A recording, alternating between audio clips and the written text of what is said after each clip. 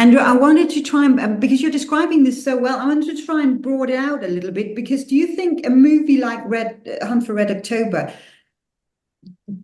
do you think it shaped the public's perception of like submarines and Cold War naval operations? Because I don't think we at the time knew that much about it.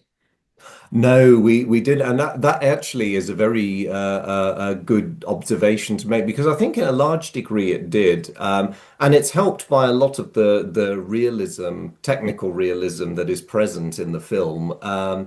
So yes, yeah, naval operations, as I remember, tended to be the preview of, interested people. You could find the information out. One of my friends formerly worked as an analyst with the U.S. Navy at that time, and now that it's all a bit more relaxed, he says a little bit about it. And he said, as a civilian, there was certain information that you could find if you tried really hard. Probably easier to find it in the West. You wouldn't have had a hope in the East. They would have immediately wanted to know why you were asking these questions. But even then, it was still quite sketchy. So yes, I think a lot of people knew that the navies were out there. They knew vaguely what was going on. Some of it sometimes got into the newspapers, like when there were occasional collisions between submarines. But even then, the news was very quickly brushed aside. Yes, so I think it did a lot to shape certainly the interplay between surface fleet submarines and also the threat that submarines represented. Because the nuclear ballistic missile submarine, of course, is such a game changer because before they came along, there was always this sense of, well, we know vaguely where each other's land-based missile sites are and we can try to knock them out. Now all of a sudden it's totally unfair because not only is the missile site nearly invisible, but it can move. Damn. Where the hell is it? And that actually is why USS Dallas and submarines like her are always waiting outside Soviet harbors. So as soon as a sub comes out, they can start tailing it. And this was a real thing. And we still play the game today. We Yeah. still follow each other around, and there's still this low level, finger on button tension of, you behave, I behave. Let's all play nice down here. And yeah, so I think certainly raising awareness, the film isn't was and is an excellent vehicle for doing that. No, agree, and I think also it because I mean this was right around the time of the war the wall coming down. It came, I don't remember exactly when in 90 it came out, but it was just on the in the aftermath of all of that happening. There must have been some really interesting discussions around movies like this. And I also do like, because I think from a Hollywood American kind of perspective, it's very easy when you make a Cold War film to say Soviets bad guys, Americans good guys, and then we have that black and white thing depicted. But we also have scenes where we actually see the genius of especially a captain like Ramus, like the entire missile running into it scene where Yeah. it's a little bit on edge. Yes, and I love that he doesn't explain it Yes. until the very end, even though Mancuso's going a bit nuts. You've just killed us all. You've turned into because and it's a nice nod to the subtleties because Ramius knows full well how long Soviet torpedoes take to arm once they leave the tube, which is NATO ones were slightly quicker off the mark. So of course Mancuso has his NATO head on. He's going, that thing's gonna kill us, and Ramius is like, nah. It What won't." book were you writing again? Let's have a nice chat. Oh, isn't it brilliant? It's just yeah, the one thing the film made me realize once I realized how, okay, as always, a film takes liberties, but Yeah. how generally realistic it was, just the incredible iron nerves that submariners had to have. And that I think the film got me reading more about it because I wanted to know what life was like for these people. And yeah, it's incredible. There's the emotional detachment. You almost have to not be afraid. And the amount of maths you have to do in your head because you're fighting a war in 3 dimensions. It's not Yes. like you're on the surface. You know, sometimes they're above you, sometimes they're below. You have to be working out closing speeds, angles. And it's that constant when you know something is going to have like 20 seconds to impact, and you're just standing there going, oh, okay, so are we just going to sit there and wait? Are we, okay, 15 seconds, right? Okay, do I want to know? Yeah, yeah, and it's amazing to me that nobody in that film ends up, sobbing underneath their console, going, "Ah, it's all too much." And hats off to all of them, and even in the last moments of the Konevalov, when Tupolev's, that last exchange of "you arrogant ass, you killed us all." There's just that sort of resignation because they know what's going to happen and they know there's nothing they can do about it. So it's kind of. Yeah, it was quite chilling that bit actually, because it's It was. And then, of course, Andrew, there's also the entire subject of a traitor, oh yes, yeah. which is in because that happened as well. And who could you Mm. trust? It plays into all of that. And we have was it the cook? It was the cook, yes, yes, the KGB or GRU agent, I forget which. Yes, because and also just the awareness of it, because isn't there a conversation? Come on, Andrew, you only watched this again a couple of days ago. I know there's a conversation about shortly after Putin's death of do we know how many other KGB Yes. agents are aboard this ship? Actually, I think he asks Putin directly before he kills it, how many other men have you got? And Putin just says with a smile, even if I knew that, I'm not authorized to tell you. You're like, oh, great. No, no, that's true. That is true. But again, it just emphasizes that constant looking over your shoulder, doesn't it? Yes, yes, it does. And I think, I mean, as far as I'm aware, on the more important submarines, you probably would have had a couple of guys in roles like that. And they would be professional, Navy men, but they would also have had this additional training and a bit of an agenda. Do you know, watching it again recently, I realized that I missed an important visual cue. Because during Ramius's speech to the crew, various men look up, but then you see the cook in the galley chopping meat, and he pauses and he looks up, and I was like, "Oh, it's you!" And I never clocked that at the time.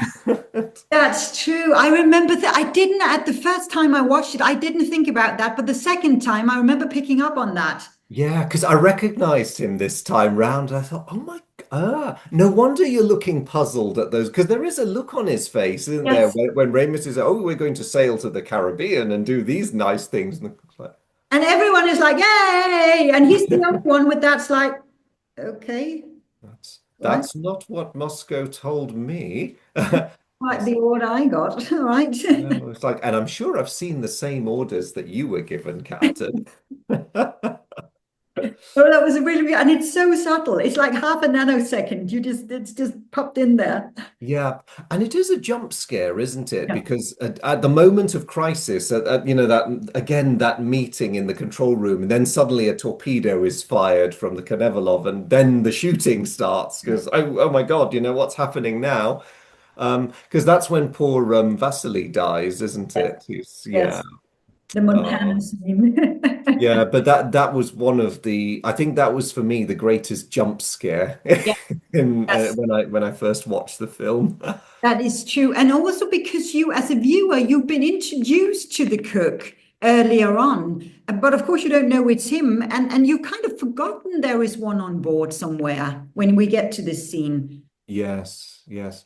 Do you know that's just triggered another memory talking about the cook? Isn't he the one that is called to witness that Yes. Raymond is Yes. taking the To us. missile keys? To Yeah. us. That would make him extremely worried. Yes. For very much the same reasons that dear old Tim Curry, Dr. Petrov says, like, Captain, the whole point of two separate people having the missile keys. Like, yes, thank you, Doctor. Yes. Thank you. Moving on. Moving on. And I love how in that as well in that scene with the crew coming off, he is actually reassuring the good doctor a little bit again. Make Mm, sure the count is all right, doctor, and you have that those scenes between the crew thinking their captain is now doing this for them, and we cut back to Yeah. this, and you have that sort of no, that's brilliantly done. That little sort of, the crew is all there cheering for their captain, and Yeah, yeah, I do like those moments. I love it when Dallas does her emergency surface and that one guy goes, "That captain scared them out of the water." How it is, yeah, well done.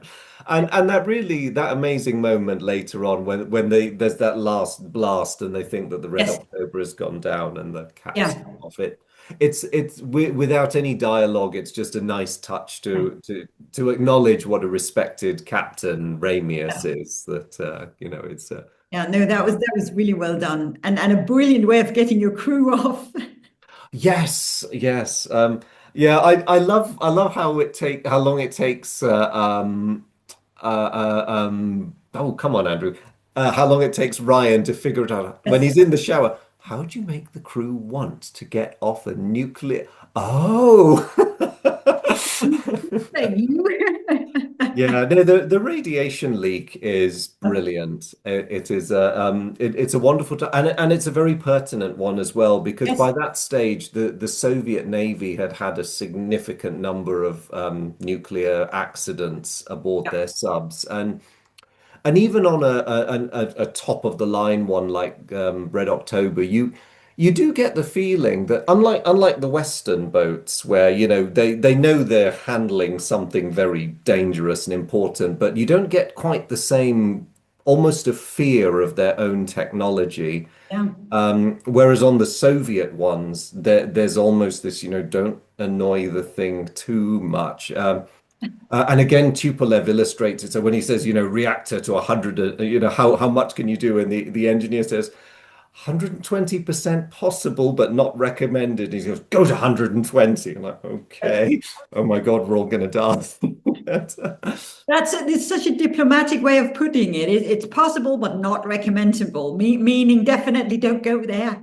Yeah, I think I like to think on a Western sub, if that exchange had happened, the engineer might have actually thrown a bit of a hissy fit. Just go, I'm sorry, Captain, you are not pushing the reactor beyond 100% because that's really not a good plan.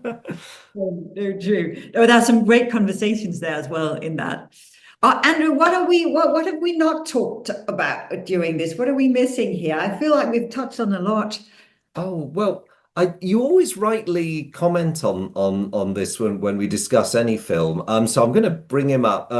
Basil Polidoris, Oh, who the composed the composer, score for yes. this film. What do you make of the score, the music? I really liked it as a scene setter. It was fantastic. I think the very first score we hear is that main Red October theme, which Hmm. comes in that scene where we see them at the surface, and you get a sense of how vast this sub is. And you see the cold landscape there, and it's used brilliantly. But another thing that's used fantastically, and I think that's why this scene is so often the one shown when we show clip from Hunt of Red October, is the singing scene, because there's no Hmm. music. It's just men's voices. I'm pretty sure not the crew, but a male choir. They Yes. for this, but it is just singing. It is just the sound of voices, kind of weirdly echoing in this peculiar closed off space that Yeah. is a submarine, and they got that. The resonance or the echo so well done, because there is a moment where after I think he said let them sing, where Hmm. the voices rise and we hear them very clearly, but it's not the sound of singing voices in like a concert hall. This is like a closed off sort of echoey chamber thing. Yes. You hear that choir voice going on, and it just adds to that sense of closed space, of obviously national pride, Hmm. but also the sense of danger, which is immediately taking in because you've just been told, and the singing in that Hmm. concerned sort of, should we not keep them? And the captain, they're judging between our let's have our national pride, and at the same time, okay, this could be dangerous, but okay, let them sing. Yeah. Let them sing. No, that's the music there is used so beautifully. It's used so beautifully in that scene. So no, it works brilliantly. And again, in other scenes, it's not taking over. It's not Mm. one of those soundtracks where you go, "Oh my God, the soundtrack is living its own life, and I got to listen to this forever." Yeah. There are certain moments where you just hear a ping, and then it just sort Yeah. of hangs there. That note.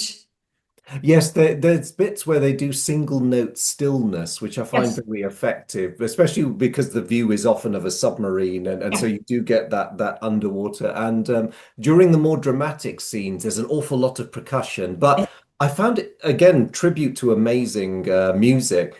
I can't focus on it when I'm watching the film. I had to get the soundtrack out and listen to it Yeah. separately and pick up on these things. But it blends so seamlessly with the action, even the pacing, and bits of the percussion at times. They kind of jibe with the hull noises as these big things strain and flex while they're trying to maneuver underwater. And it's just I don't think I've seen anything else that Basil has composed for. So Red October's really my only point of reference. Mine as well. Mine as well. No, but it uses, as you're so right. It uses that the sound that's already there so brilliantly, whether it's a humming or it's a sonar kind of ping, or it's whatever, or it's the singing, or whatever it is, it uses that brilliantly. And as you say, when you watch it, you don't really notice the soundtrack. But I guarantee you, if the soundtrack weren't there, you would so notice it Oh, was missing. It's one of yeah. those brilliant mergers where everything just comes together. Yes, it would be a very different movie without the soundtrack, I think. And speaking of the beautiful blending of music, with the other thing I wanted to bring up was the incredible special effects, because of course we're in the pre-CGI age, probably a good thing as far as Hunt for Red October is concerned. I did watch a making of documentary a few years ago. Because I'd always wondered, I took it for granted they used models of the submarines, but I couldn't understand how they achieved these amazing underwater effects. I assumed they'd somehow filmed them underwater, but they hadn't. So what they had was they had them on supports moving around an empty space, but they used lighting and smoke to simulate an underwater environment. Um, and they got this perfect blend where it was murky in places, but you could Yes. still see the submarines because I think they tried it in water and the effect was not quite what they wanted. So every time you see a submarine shot underwater, they're basically in a darkened, sort of blue lit smoke chamber. Oh, that is brilliant. I didn't know that. That's fantastic. Yeah, And you're right. and the bubbles and the disturbance from the propeller that was added to the film reel by hand later. So But that was right, you can't film this kind of thing underwater, can you? not easily. No, no, and for very good reasons. You can't even film real submarine because at the distances they're operating at that depth, you'd literally see nothing. So. Yeah.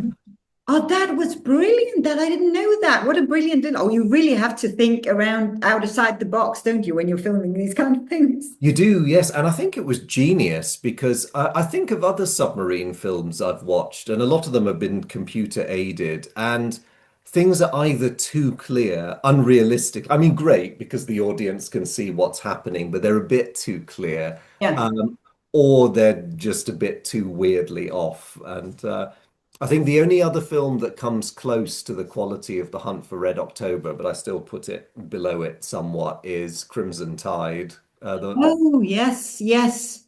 That is true, actually. I was just thinking back on Das Boot.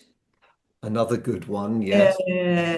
I can't even remember what they did for these kind of scenes, but it worked brilliantly, the smoke thing, because you wouldn't think it when you watch it. I didn't know that. When I watched those scenes, I didn't think, oh, are we in water or not? You just accept it. Yes, and it's so effective. I mean, visually, like I say, I assumed it was water to Yeah, begin with. it's visually really, really well done. It really is. Oh, that's a good, oh, well spotted, Andrew. I didn't know that. That's fantastic. Yeah, well, it was just a bit of luck, really, having chanced upon this how we made the film a few years ago, and going, is that how you guys did it? Okay. And also, how did they do that in the 90s? I didn't know that. That's fantastic. Yeah. I think we've lived so long in the CGI age that there's an assumption that, oh, they must have used computers to do that. So when you rewind it back to the very end of the Cold War, you go, Hollywood didn't have computers, so how? Actually happened. No, you're right. You're right. Oh, good, great bit of knowledge, that one. Yeah, no, it's my pub quiz party trick, that one. If there's ever a hunt for the Red October around. That brings us to if you guys know of any camera tricks, let us know. Let us know. And also, I kind of wanted to end on I guess people who watch these kind of movies do like generally their technical stuff as well. You're kind of drawn into it, and you want to know, even if you don't know anything about it, you kind of know how it functions. I feel after these kind of films, but what was there anything that surprised you the most about how the film depicts Cold War naval operations? Was there anything where you either went, "Hey, hang on a moment," or where you went, "Oh, actually, that's really good spotted, a detail or something"? Oh, that's a wonderful question, Jane. Before I answer, guys, this is for you too. Please do answer Jane's question because that is a superb one. Um, I would only say that I think for the purposes of dramatic effect, they take some very slight liberties with how maneuverable Red October is. Very slight. I mean, they can actually. I mean, the old nuclear boats could surprise a lot of people with how well especially if they're no longer bothering to stay stealthy, if they just run the engines to full. But otherwise, no, I was very impressed. And it's everything from that amazing maneuver the Dallas pulls to Yes. escape, which is a real thing. The US Navy was doing that at the time, and even a bit before. All the way to the little details. So when there's about to be a torpedo impact, I don't know if you notice, the sonar operators always take their headphones off. Yes. Because when you get an underwater explosion like that, it will send this wave of sound back to you, and you could probably seriously injure your ears. So nobody says anything. It's just a typical, this is what you do in this situation. But I loved details like that they Yes. and Oh, even I think on the Dallas on their situation board where you do your scribbling, they it's only there for a second, but you see a little roll of toilet paper hanging from a coat wire a coat hanger wire hook, and that of course is to clean the board when you finish. So you've got this incredibly high-tech sub with the simplest of solutions to needing to wipe your board down, and of course. Oh, I didn't know that. That was fantastic. Oh, well picked up, Andrew. That's yeah. really detailed, that. Bit geeky, but I like all the I do like these things.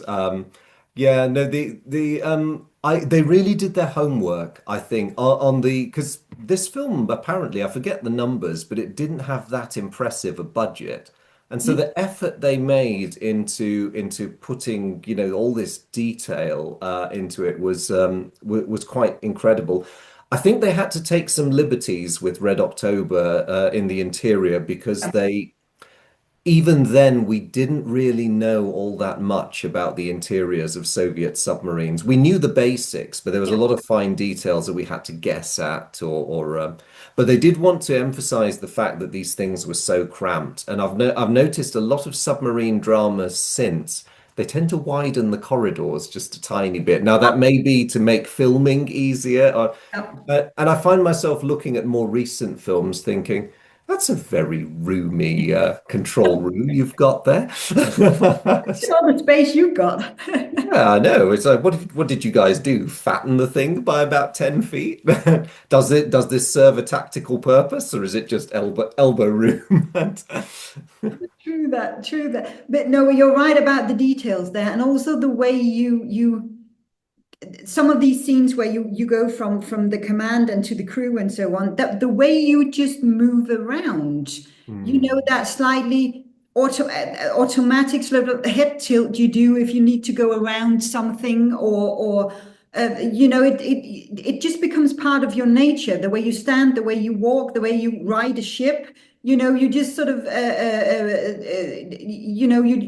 your body and your body language just moves with that when you become part of the crew. And I think those tiny little details were actually good to see. And then that scene um, with Ryan as well, where they're talking to each other, for the first time, and Ryan is trying to figure out what is his intention and how directly can I ask him. And he says, will he be the only one looking through the periscope? Mm, And can he acknowledge with a single ping? Uh, yeah. that communication, I think, was also maybe something people didn't quite understand at the time, but it adds to that level of obscurity that we can't just have a normal conversation here.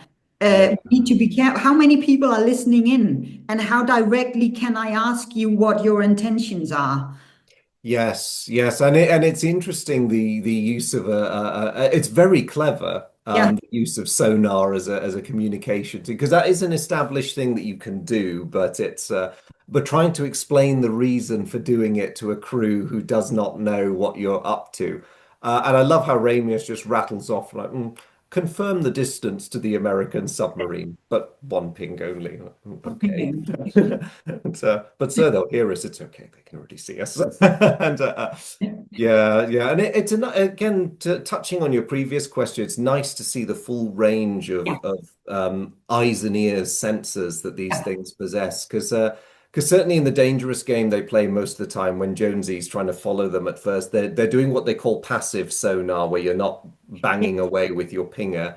Um, Certainly by the era the film depicts, if you wanted to commit suicide, you could go active and ping. But of course, the problem with pinging loudly is you instantly tell everyone else where you yes. are. So I think the latest iterations of the manuals at the time said used it judiciously because Nicely yeah. worded. Yeah, I mean, it is rather horrific in a way that the Soviets knew they were a bit behind NATO technologically, especially in terms of sensors. And a very common Soviet tactic in the era was to pair up attack Yeah, submarines.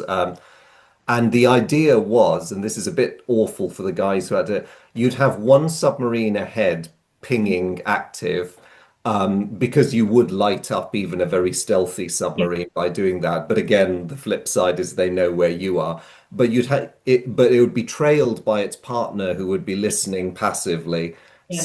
So the sacrificial patsy would, but it also presents the NATO submarine with a horrific choice because if you don't kill the leading submarine, it will eventually ping you and find you, and of course, both of them will be able to see you. But if you do kill the leading submarine, your torpedo launch and all the other things will instantly tell the passive submarine where you are, in which case you've handed them an advantage. So, although it's really bad news to be the leading Soviet sub that has to do the pinging, um, you still cause that hesitation if you're up against a lone NATO submarine thinking, okay, how am I going to do this? No, true, true. No, it's brilliant from a strategic point of view. And I guess the other thing I wanted to mention about the naval operations was also that I know Jonesy is meant to be the brain there in that, but the way he calculates the route to the fictive Thor's twins island, I suppose it is. Hmm. Uh, um, it's another way of just, I think, conveying that this was all about navigation because you honestly you couldn't see a bloody thing down there, and you didn't really have windows. So how do you calculate? How do you even try and when you come across a foreign sub, how do you even try and figure out what their intentions are? And there is also, I think, one of the men in the Americans who at one point say, I can't just fire without proper authorization. I can't just fire a missile. I can't just attack. and so that whole game that goes on the water, in that, where is he going, why is he going, where are we going, what's going to happen when we come across someone else, is that's a game of, tiptoeing, if I ever saw one. Yes, it is, with incredibly high stakes all round because yeah, the potential for accidents, which we touched on earlier, the fact that, in the past nuclear subs that were stalking each other have even collided. I mean, there was one awful case where a Soviet submarine's reactor was damaged by the collision, and the NATO sub was okay, but yeah, the Soviets had a very dangerous touch and go moment when they were trying to stabilize it. Hmm. And they lost a couple of men doing it, but they did stabilize it. Otherwise, there would have been this horrendous ecological disaster.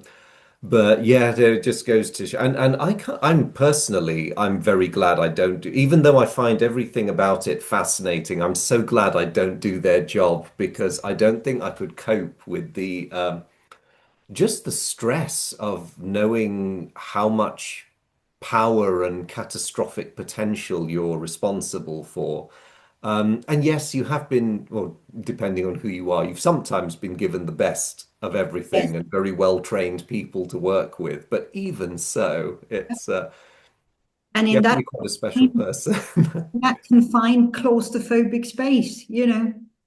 Yes, this is the other thing. I mean, uniquely among naval vessels, the nuclear submarine has finally given navies this vehicle that can stay at sea longer than the crew can stand it. So the only limiter really on a nuclear sub now is that you have to come back to pile in more food for the men and women now, and so that they can have a bit of sunlight, real sunlight.